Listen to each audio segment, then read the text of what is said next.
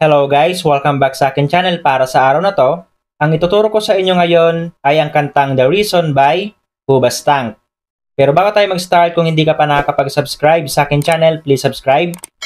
At pa-click mo na rin yung notification bell para lagi kang updated kapag meron akong bagong upload. Simulan na natin. So gagamit pala tayo ng kapo. Ilalagay natin siya sa 4th fret. So para sa verse, ang mga chords na gagamitin natin dito ay C, A minor, bali 2 times mo siya i-play at pagkatapos ay F. So yung easy version niya ay ganito. Last ay G. At ang gagamitin natin na strumming pattern para sa buong kanta ay ganito. Down, down, up, up, down, down, down, up. I-play na natin yung verse.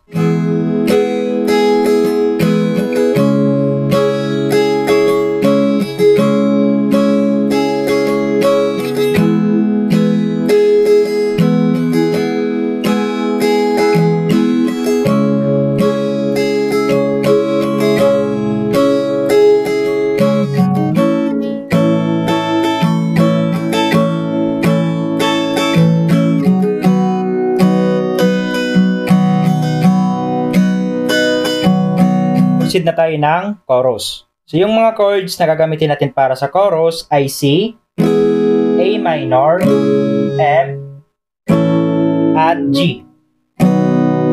Ngayon play natin yung chorus. 1, 2, 3, go! Just want you to know.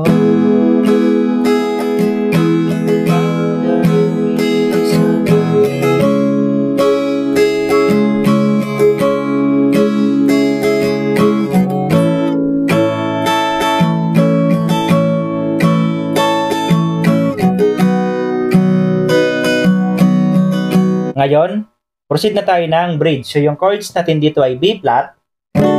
So, yung easy version niya ay ganito. And last ay C. Bali, play mo yan ng 2 times. Ngayon, play natin yung bridge.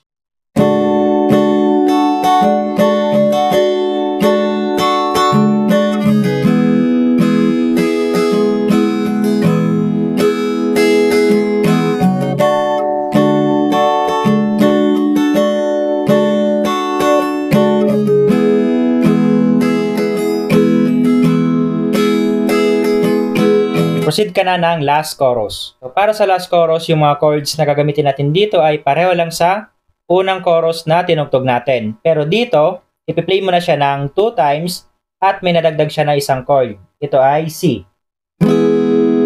Ngayon, play natin siya.